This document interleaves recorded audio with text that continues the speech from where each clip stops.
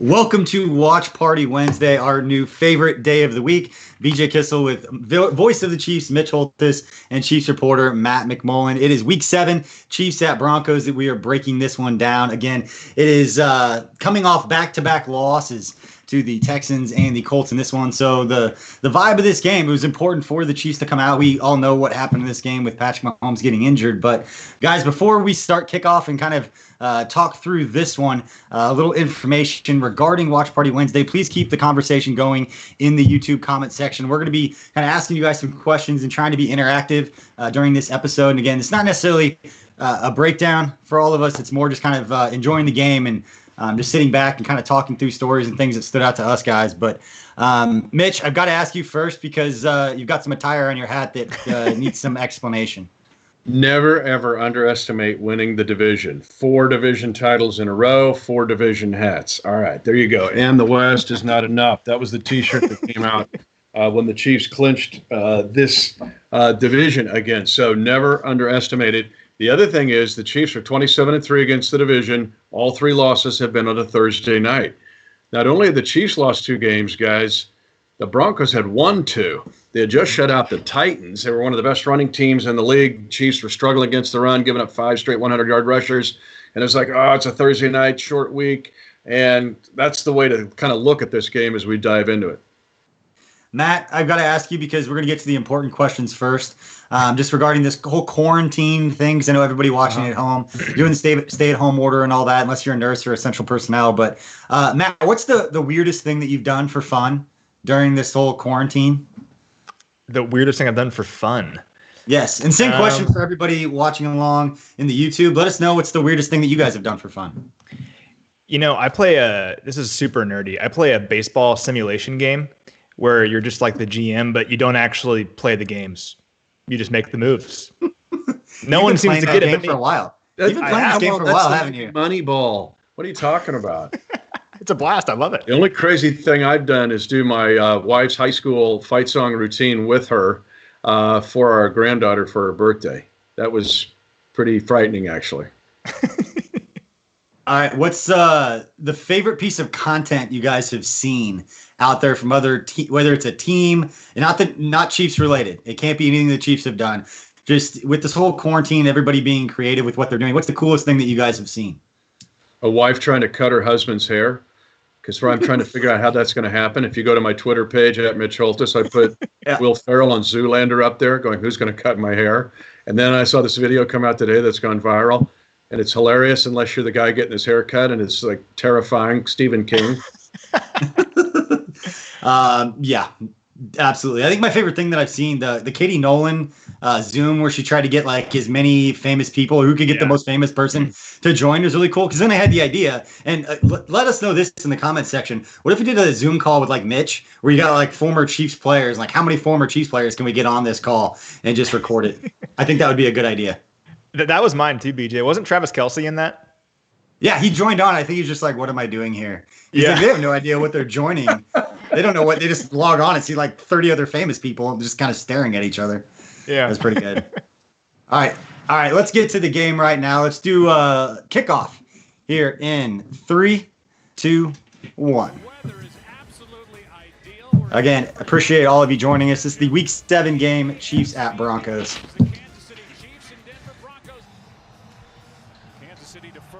And Mitch, as you said, I mean, Chiefs had lost 2 games in a row coming into this one. On the road Thursday nights, you really never know how it's going to go for the road team. Even before Patrick Mahomes got hurt, there was some adversity the Chiefs had to overcome in this one.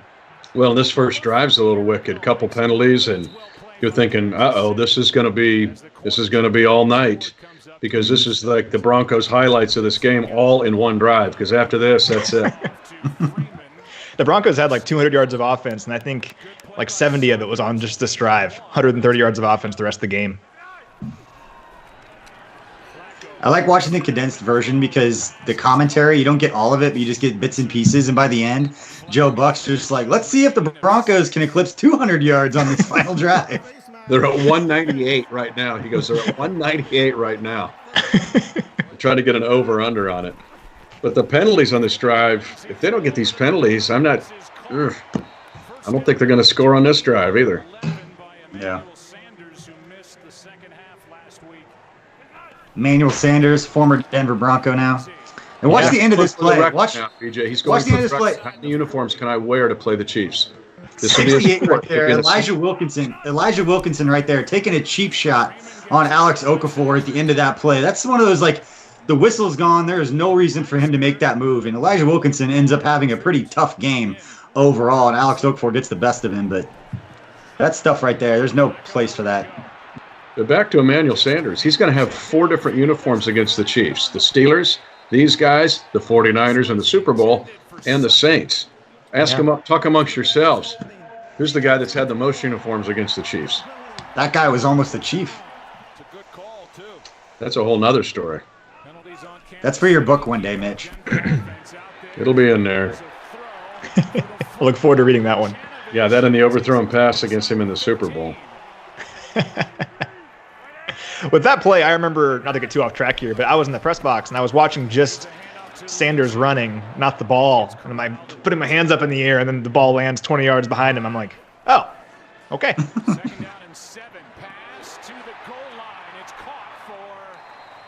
Cortland Sutton is going to be an issue.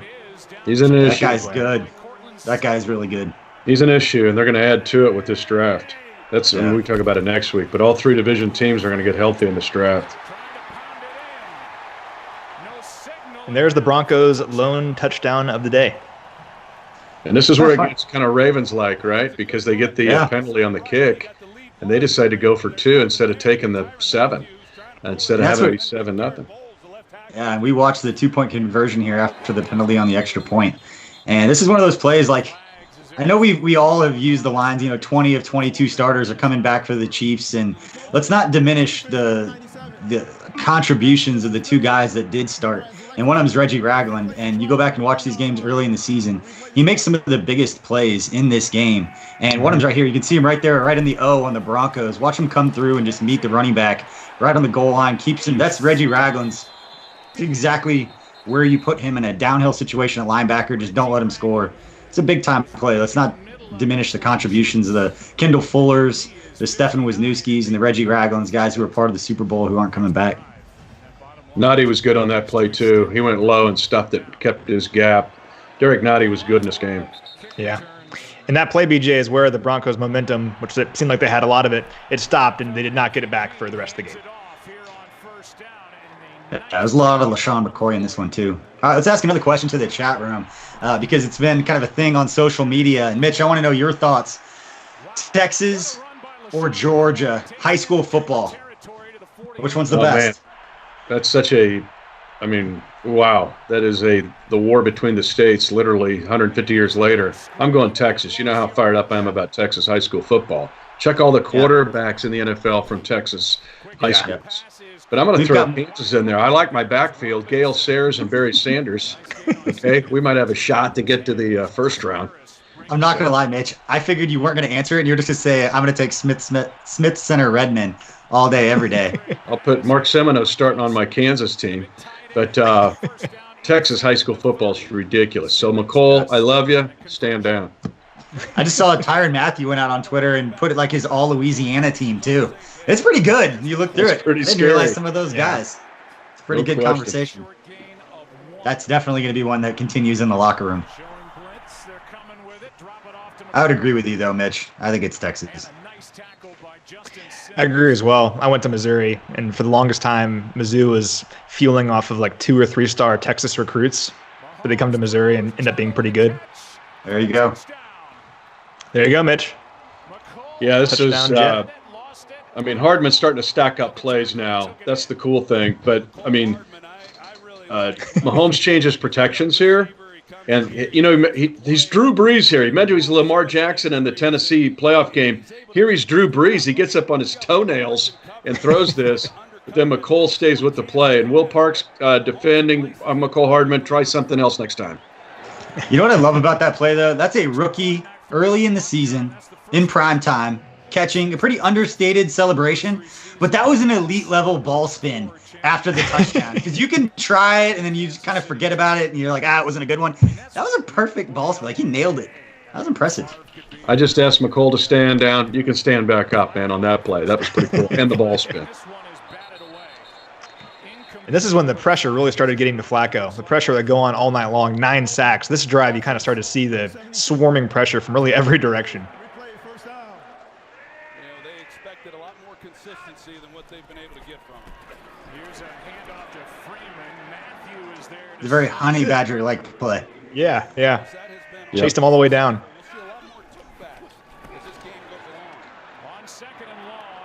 You got to hit that pass.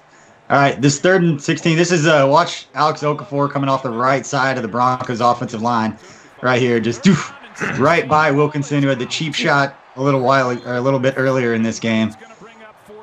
That was the start of Wilkinson's bad day. We're just looking around saying, where'd he come from? Just right. This wasn't Garrett Bowles' best day either. No, what do you have, like 3 holding penalties, Mitch, in this game? Yeah, and Frank, I mean, this was Jaws 1. If Super Bowl was Jaws 4, this is Jaws 1. Frank's doing whatever he wants in this game.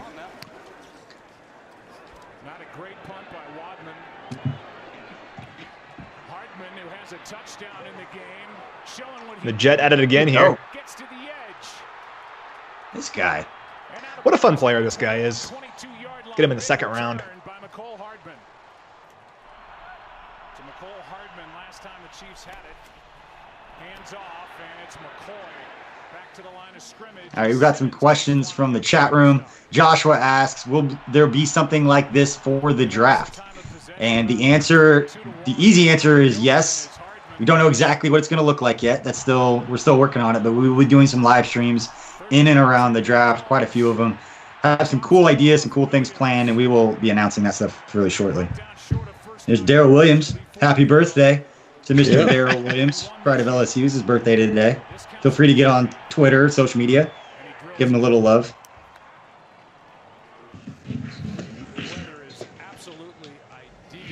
Mitch, we got a question from Trevor Hall. Is there someone in the draft you think the Chiefs should go for?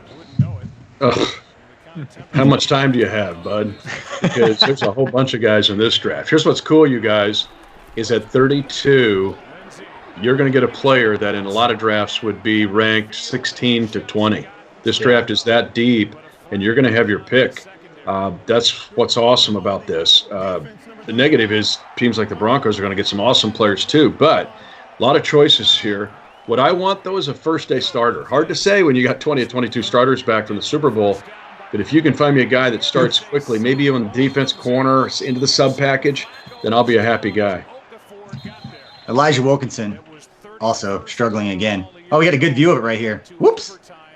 Just like, yeah. That's a bad day. I think they show another angle of it, right? Yeah, just 68. That's not where you want to be. When you talk about the draft, like Mitch was just saying, adding instant starters, but how about a guy like Okafor that got hurt? You kind of forget about him a little bit. We'll have this guy back next year on this defense. Yeah. That's big time. We got another question from Kevin Courtney saying, do you think Hardman will see a bigger impact on offense this year?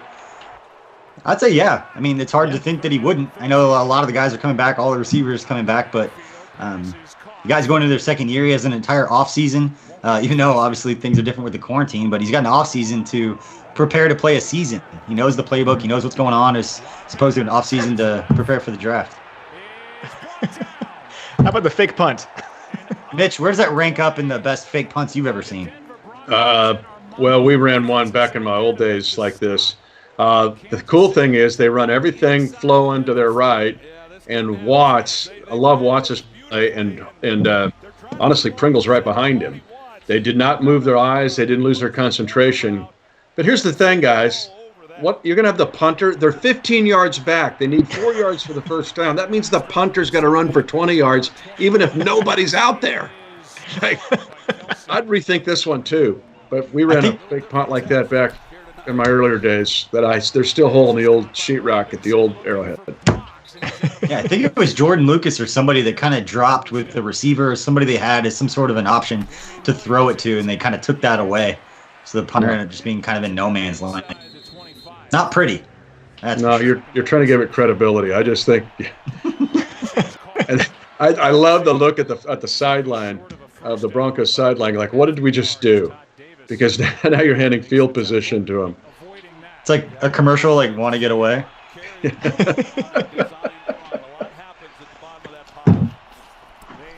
The sausage. Mitch, has that play ever not worked?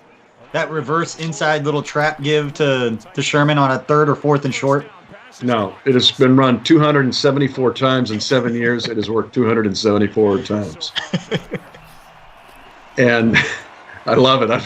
I'd run it again, run it more and more. Of course, this is Sherman's field. Remember, this is the day he was the RB1 back in 2017 and had 14 carries. So he had a good vibe feeling the stadium.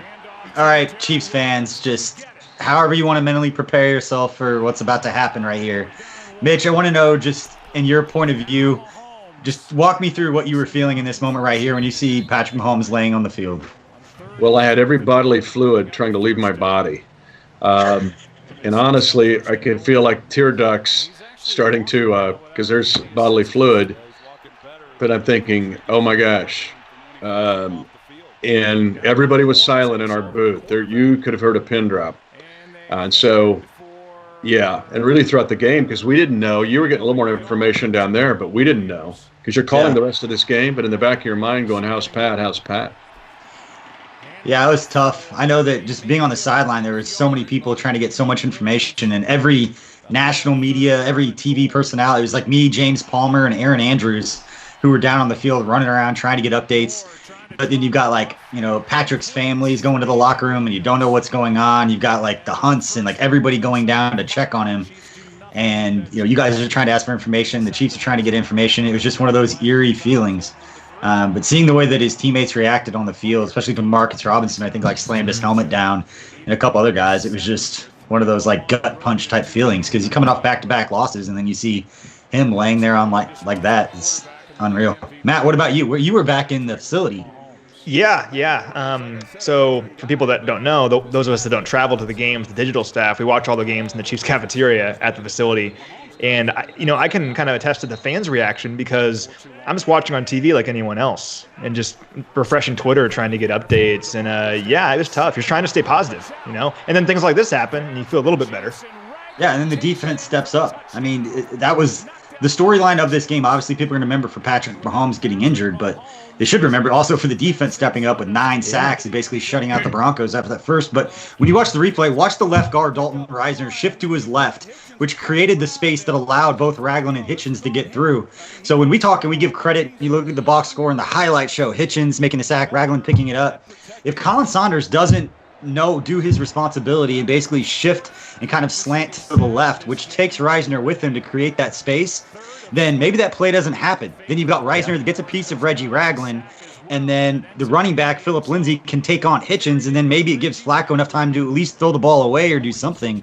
So that's why when I rewatch these games, I look for those things. I don't know the play calls. I don't know what everything's called, but I know that how one guy's movement affects the play and sets everything else up. So while everybody gets credit for doing their jobs, little detailed things like Colin Saunders shifting, you give credit to that too, because that's coaching. That's the position coaches. It's Brennan Daly. That's Steve Spagnuolo. It's all those guys making sure they're on the same page.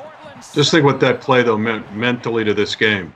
Because it's 13-6. It's one possession.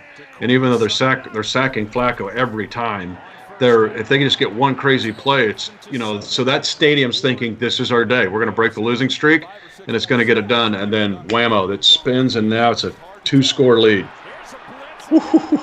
Anthony Hitchens spearing Flacco there. I love at the end of the play, Derek Nottie jumps on Philip Lindsay. I wonder if Philip Lindsay had a chance to do this over again, he would still pick up that ball and try to run with it, knowing that at the end of it, Derek Nottie's just going to jump on top of him. All right, we got a question from Steve De Los Santos saying, should the Chiefs trade down? You going to take that one, Matt? This is from Cairo Santos. Used to punt pick for us down in Brazil. It depends. If your guy is there at 32, I think you stay at 32. But if you don't love the board, if the value isn't there, accumulate some more picks. I'm always here for that. It's worked out well for the Chiefs of late. Well, think of the Chris Jones. Yeah. Think of the Chris Jones year. Now they dropped 9 slots there. They get Chris Jones. This draft has got some depth to it. I don't think you want to drop too far, but if you can find somebody 40 or less, that's easier said than done. But if you can do that, get extra picks, I'm all for it. Yeah. Yeah, especially when you only have 5 picks in this draft. And you look at last year, guys like Colin Saunders and Darwin Thompson, Rashad Fenton in the 6th round, that Brett Veach and his staff have shown that they can get impact guys right away. Later in the draft, you accumulate more picks, you got more of a shot. Garrett Bowles, struggling. Frank Clark, dominating. So, guys, I have a stat for you. So Frank Clark, Anthony Hitchens, and Alex Okafor all had multiple sacks in this game, which is crazy on its own. But for some context, the last time a trio of teammates each had multiple sacks in the game, 2003, been 17 years. He doesn't miss often. No. Big time stat, though. That's big time. Yeah. I knew you'd come in with something like that during this. I had to. But to Mitch's point earlier, when the offense needs you to pick them up, you need a boost or something to have multiple guys step up and just keep bringing it to Flacco and not allowing the Broncos to take advantage here. It's just huge. It really changed the game. Yeah. Holding, defense number 20, 5-yard penalty, automatic first down. Duke Dawson doing his best to tackle Travis Kelce. It's against the rules. But just think about that touchdown defensively does for Matt Moore here mentally, too. He's not playing a one-possession game thinking if they pick him. Think about what's defense. They had not given up a touchdown for 28 drives coming into this game. They're thinking if we just pick him, now we can tie it at 13-13. But at 20-6, the game feels entirely different, especially for Matt Moore. It's a tackle for loss from Derek Wolfe, who's a new member of the Baltimore Ravens. There's Justin Simmons again. We just made that play on the sideline where he gave Tyree a little extra out of bounds. And I'm just going to tell you, I'm really glad that he's franchise tagged because that means there's a better chance that he may get out of the division rather than signing a long-term deal because Justin Simmons is pretty good. 31 for the Broncos. He was all over the place in this game. Get him out of the division. Comment here. What do you guys think of DeAndre Washington, new running back that we announced here today? I liked him as a Raider. Now it's going to be that running back room is going to get really competitive, like it was last year going into the season. And there's going to be a really good running back at 32. You guys, like really good, maybe the top one, and so if not, maybe the second one. So it'll get real interesting in that room. But I like his game. Yeah, talk about the running back draft. I just did the draft. I think it'll come out later today. But watching the highlights, guys like Jonathan Taylor from Wisconsin. Yeah. He's so much fun. He's so much fun to watch. Oof. Speaking of first-round picks, there's no offense. Not his best game, but talk about players for the Broncos. Yeah, they got Cortland Sutton. They made the move to shore up their offensive line with Graham Glasgow this offseason and then bringing Melvin Gordon over. They made some moves, and they're trying to give Drew Lock some more weapons.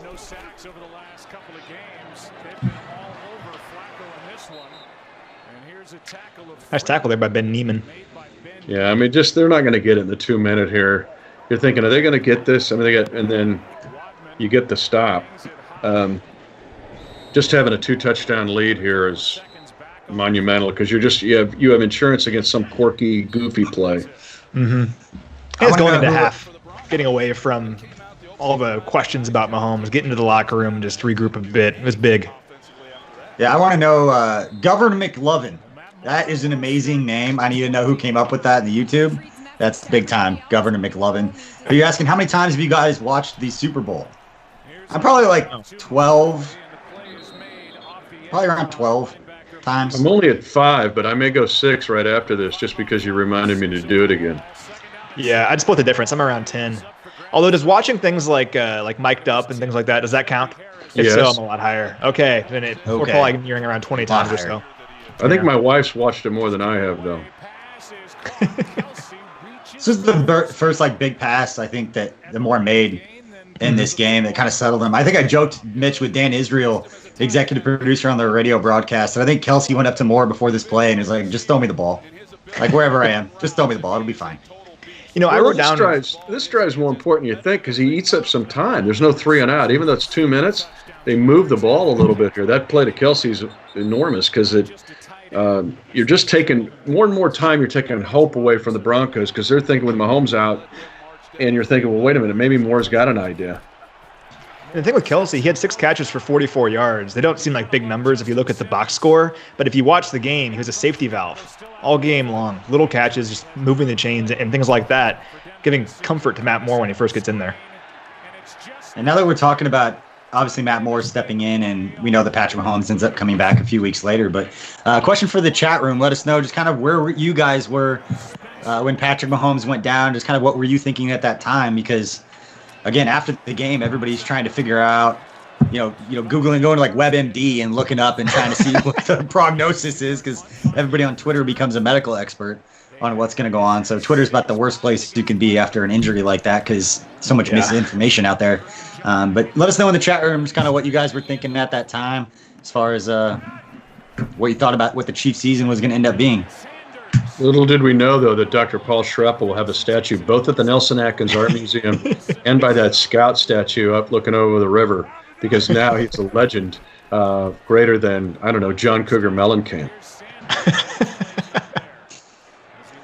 The guys hugged him after the AFC title game, and I was like, you realize you're a legend. He's like, what are you talking about? I was like, seriously? Like, you reset the best player in football's knee like less than a minute after he dislocated his kneecap. Come on, zero hesitation. I just remember after the game, though, I'm trying to find Rick Burkhalter, right? Best athletic trainer in the league. And he just looks at me and he goes, we'll be all right. We'll be all right. And then walked off. I could tell in just his nonverbal. I like, okay, we're okay. Because think about where we're at. We don't know here.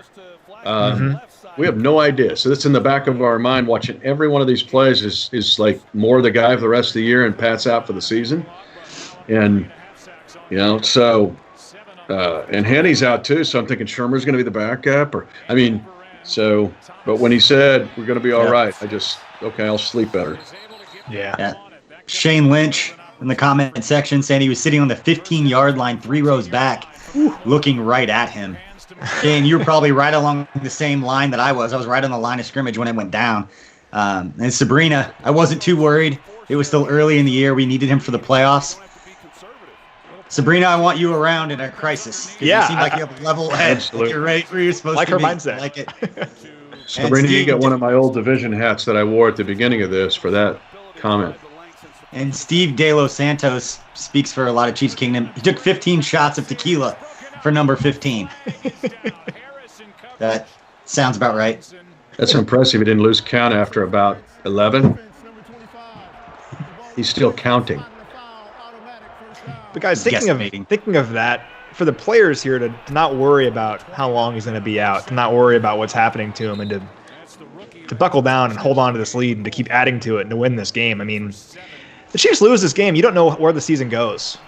The fact that they were able to win it and not worry about what was happening to QB1 it says a lot about the rest of the roster. It's an awesome point, because if we're all saying what were we thinking, what are the guys thinking? Mm-hmm. And they held their breath first, right? And so they're playing this game, but in the back of their mind not knowing what happens after this play or this game. Mm-hmm. So Tyreek Hill finally gets a target and a catch here, but it's in the back of all their minds. Mitch, maybe you can shed light just from your experience, but the only time I can remember a locker room after a win being very similar, just kind of eerie. Like you won a game, you want to be excited, but it wasn't. It was really quiet, kind of melancholy. I think it was the Patriots game on the road with Eric Berry tearing his Achilles that year. 14 or 15, the very beginning of the season when he got hurt. Yeah. That's the only other time I remember going in a locker room after the game, after a win, and it just kind of feeling like it wasn't a win just based on, everybody's kind of feelings. Weird feeling, because that was putting 42 on them on a Thursday night. You're supposed to get cream because that's going to be their celebration of their world title. And yet it was this, for 1 second you felt great, and the next second you felt awful because you knew EBD was done for the year. Darth Barbecue saying that, I thought we were in the running for a top 10 draft pick for sure at that point. I don't think you were alone as far as Chiefs Kingdom. I don't think guys in the locker room necessarily thought that after they kind of got over the shock of it. But stressful times.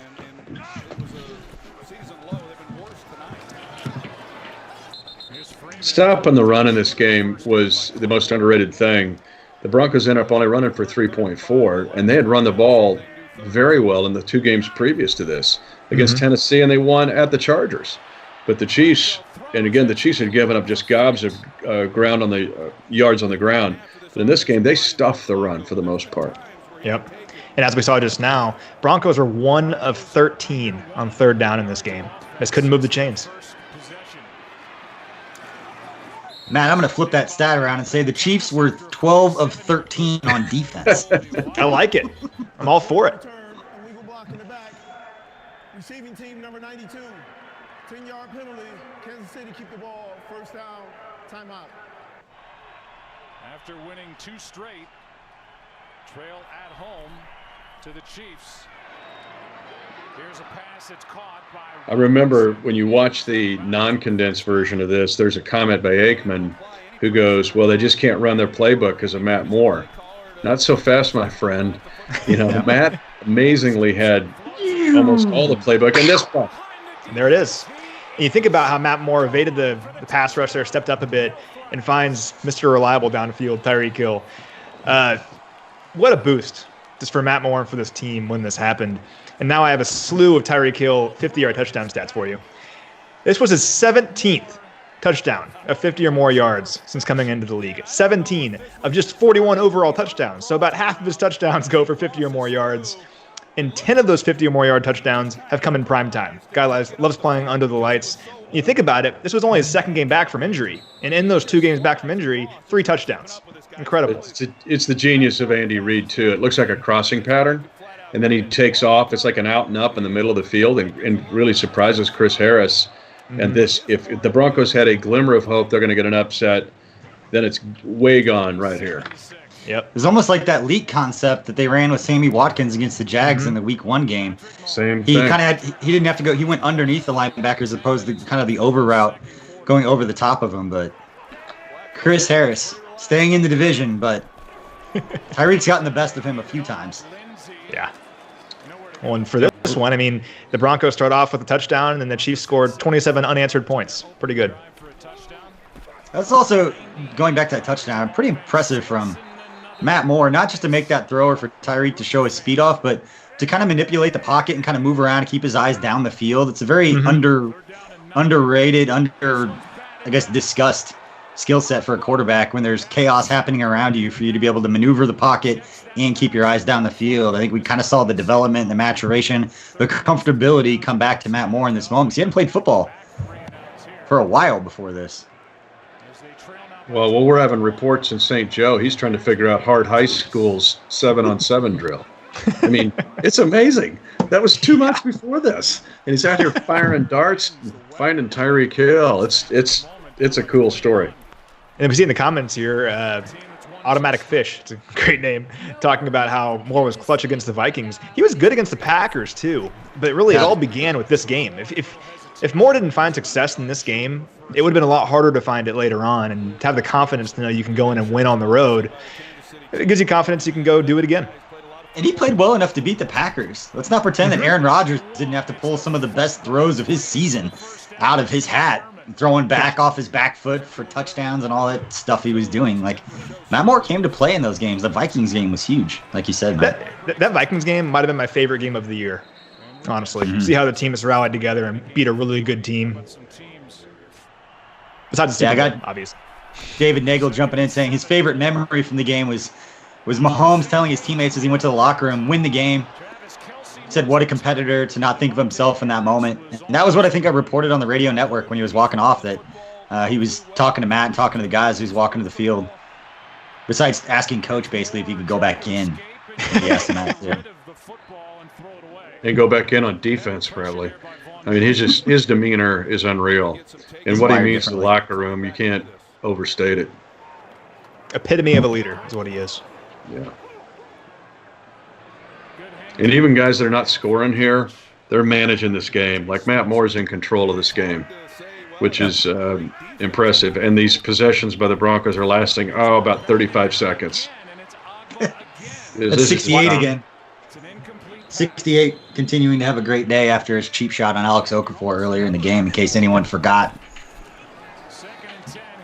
You get a lot of Colin Saunders. We just saw the shot of him there, but he gets a lot in this game. Remember, he was inactive first month of the season. He's just getting in more and more play time and more confidence, I think, from Brandon Daly and for Spags at this time. Look at that. Look at Frank Clark there. Shark. Want to get away. Look at this replay. Yeah. Put it in the Louvre. That's beautiful. I love that replay. Has not been a good night in any way. Here's Fance as Flacco has to check it down on 2nd and 21. Sorensen on the stop. I think we're getting really close to the point in this game, Mitch, where it's almost like the relief pitcher who's just kind of getting left out to dry. There's nobody left in the bullpen. You just got to keep firing away where Flacco looks to the sideline and seeing if Drew Lock's like getting warmed up or somebody else getting warmed up to come into this game. It's hard not to chuckle, but hey, Flacco's going, can I watch highlights of when I was Super Bowl MVP? Because I'd rather do something than this game. His body language in this game was not great. Yeah, they finally get a first down here. The Lindsey on the counter pitch, but that's going to be pretty much it. This is just carnage. Like, look at this. Four-man rush on that one. MIZ, Matt.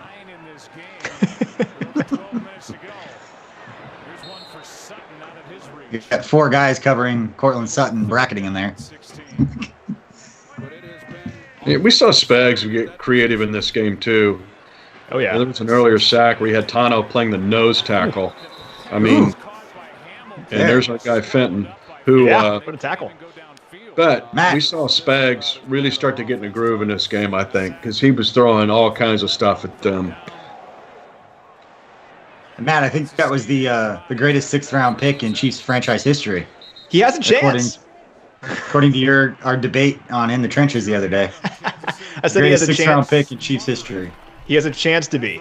Awesome rookie season. Where does he go from here? He's already a Super Bowl champion. Played significant snaps in the playoffs. I have high hopes for Fenton.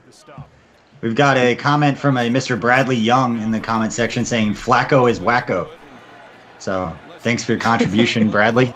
We love young Brad Young, one of our greatest fans. Do you notice Moore's helmet, though, when they do the close-ups in this? I love Alan Wright. He's great, our equipment staff. But he almost has the Ben Roethlisberger, the helmet's too small look. Like it's really squeezed back against his face. You can see the eye black like popping out. Yeah. And, like we may get you a little quarter size, a little bigger for you, Matt, next week for the Packer game.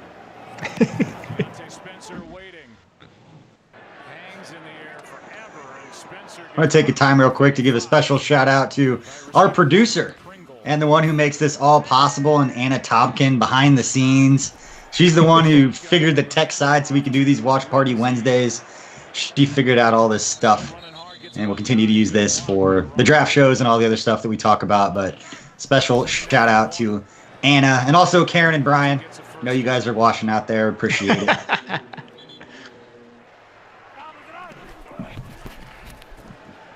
action here. Flacco just throws it away. The pressure. The shark again. I think Flacco is contemplating retirement right about now. He's just running for his life every play. And the Chiefs aren't letting up. It's just pressing harder and harder and harder, covering. I mean, there's just nothing they can do here. And Spagnuolo is not holding back, just bringing the house. Oh, I love it. Boo Bird's coming down. Flacco showing no emotion.